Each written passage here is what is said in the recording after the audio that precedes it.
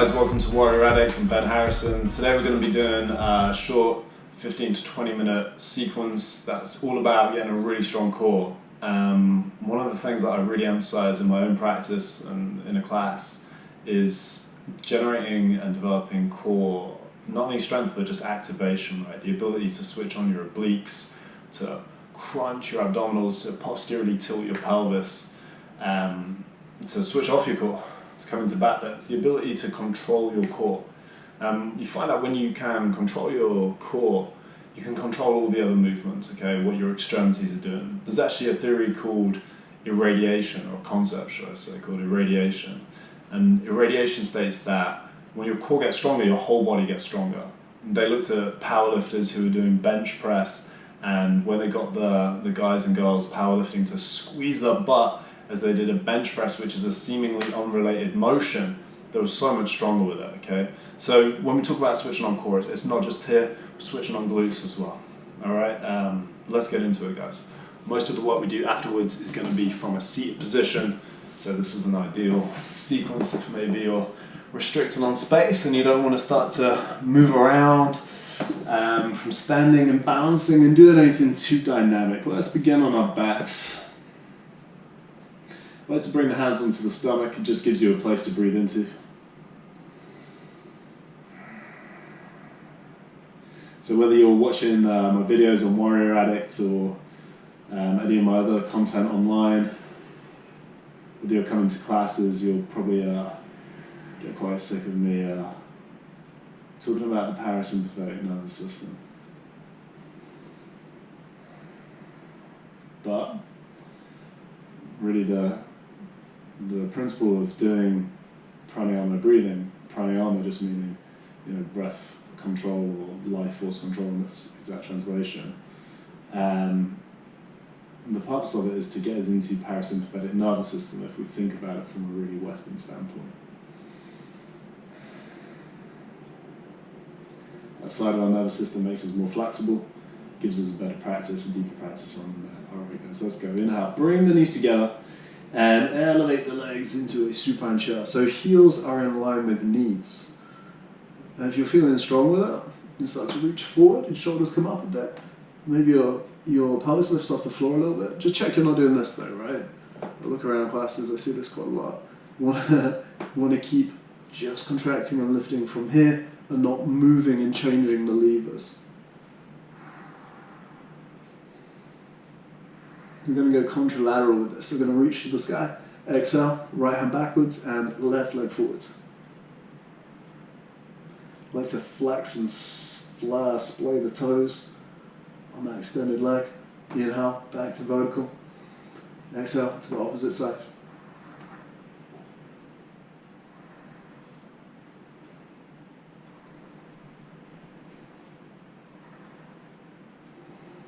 Back to vertical, reaching forward for 5.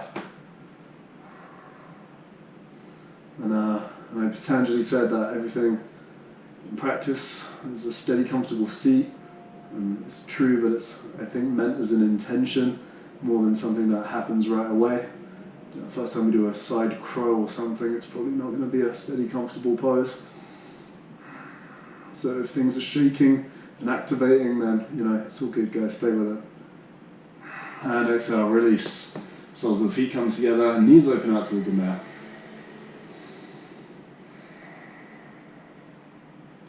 Breathe beneath your belly button. So this kind of work is great if you have lordosis, if you tend to arch your back a lot, if you're a natural back bender, you might start to get a bit of a sore, achy lower back, and this is the work this is the practice that's gonna bring you out of that. Inhale. Elevate, supine chair.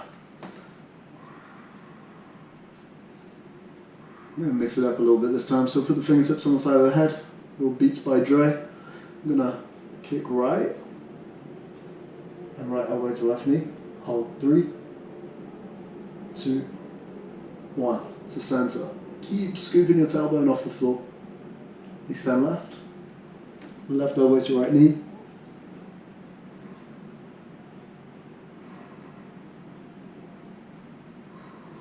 Center, reach forward and hold 5, 4, 3, 2, 1. And feet down. This time, guys, heel toe the feet out to hip distance apart. Good alignment point that we can brush our heels with our fingertips.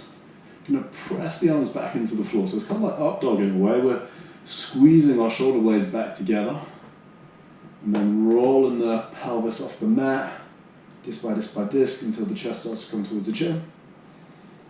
And this is awesome. It's switching on the posterior chain, bringing you into good posture if you've been sat down at a desk all day. This could be the one for you.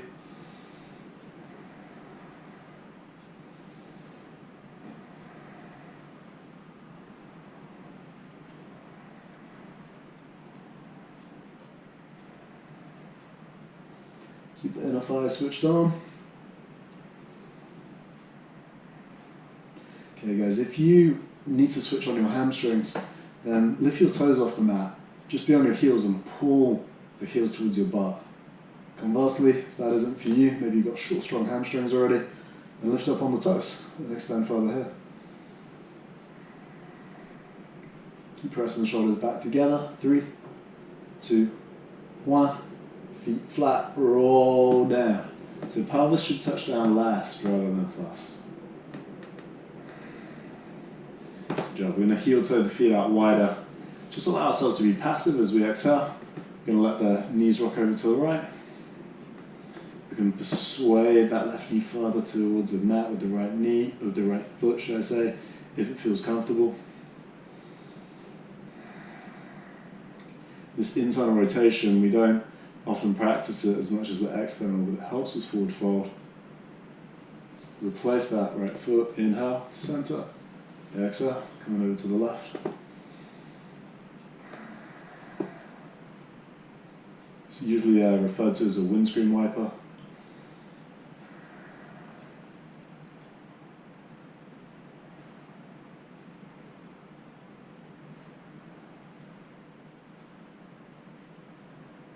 If your breath work's gone away, guys, bring it back and replace that foot. Back, vertical, heel toe.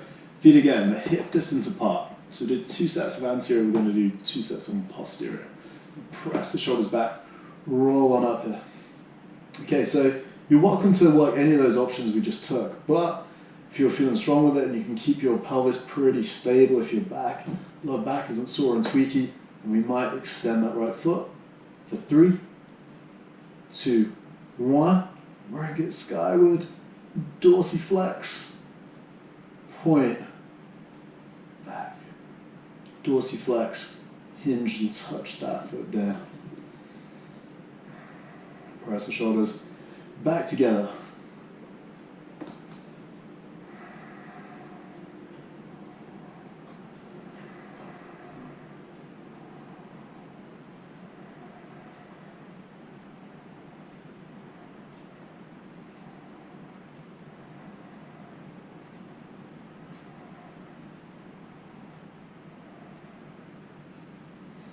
Roll the spine down to the mat, pelvis touches down less.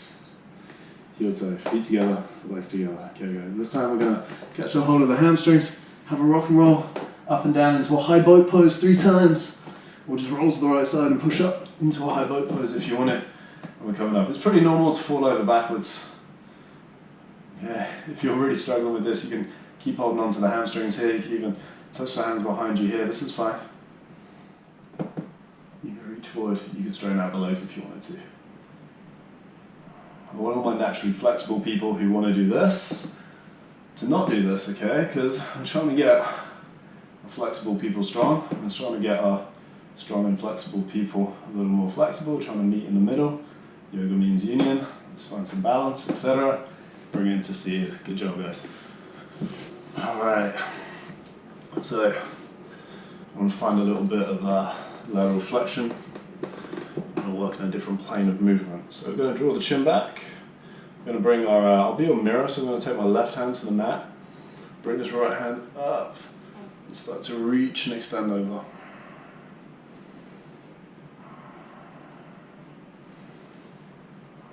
I'm trying to keep both seat bones down on the floor.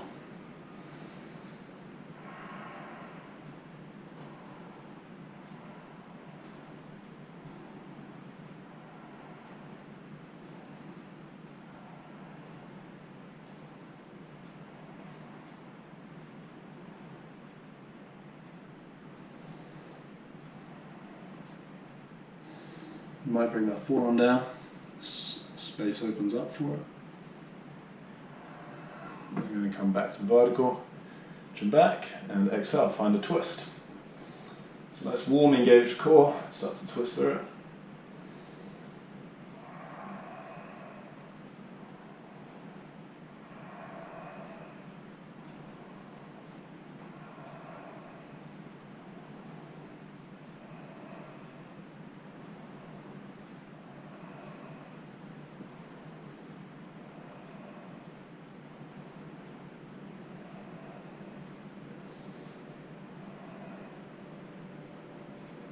Gives us our transverse range of motion. Move in different planes on the mat. Inhale, hands up. Exhale. So I like to put my sagittal plane, or just kind of front back core work into sequencing like this. But later on in flows, and in different flows and practices, might work quite a lot of this kind of side movement right through the frontal plane. You get some activation here, you get a nice stretch, side body, QLs, etc., posterior deltoid. But it'd be good to certainly do a practice that has some side planks in it, maybe some side Hasta, etc. Draw the chin back. So create a bit more strength, not just flexibility. I want to be strong and flexible. Yoga means you.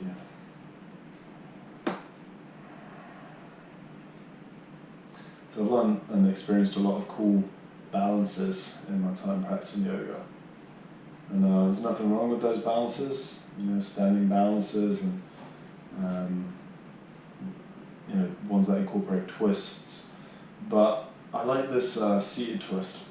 There's no balancing, there's nothing really fancy about it, it's pretty straightforward.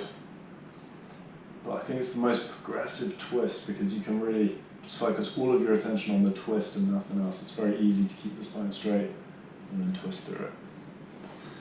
Bring it back to center. And finally guys, seated sequence just wouldn't be complete if we weren't releasing out the neck. Don't apply that mastoid. So draw the chin back, lift up, long straight spine. You can sit on a block if you need to.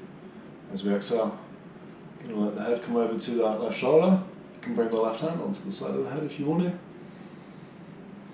can extend at this arm if you want to, palm up or down.